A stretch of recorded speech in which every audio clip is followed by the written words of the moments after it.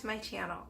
So today's topic is going to be about trauma, specifically looking at big T's and little t's. What are they? What do they mean? And what can be done? We hear the term big and little t's. That's one of the things that you might hear your therapist or another therapist talk about, especially if they're familiar with trauma. And there is a difference between the two. Some people might say trauma is trauma, but let me explain what the difference is. Big T traumas are referring to any huge life-threatening situation.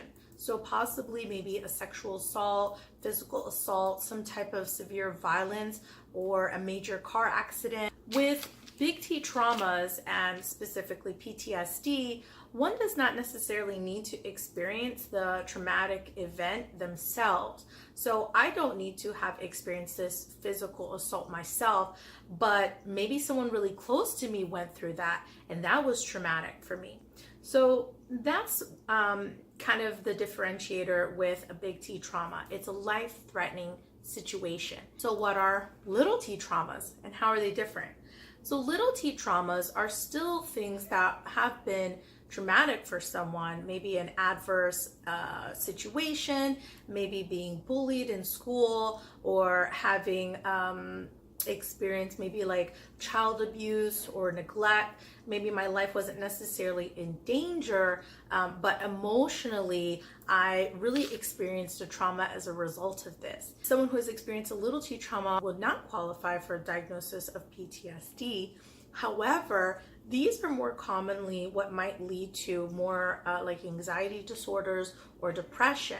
So people tend to kind of hang on to them. They might impact the way that they view themselves or their experience of the world, a lacking feeling of safety. So what can I do to help if I've experienced some type of trauma?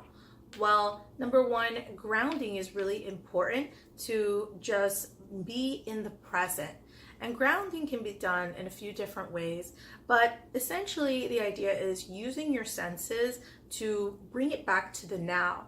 So if I've experienced a trauma and something happens, particularly let's say with PTSD, I might be taken back kind of mentally to that place. So anything that I can do to bring myself in the room right now is really important. What do I see right now in front of me?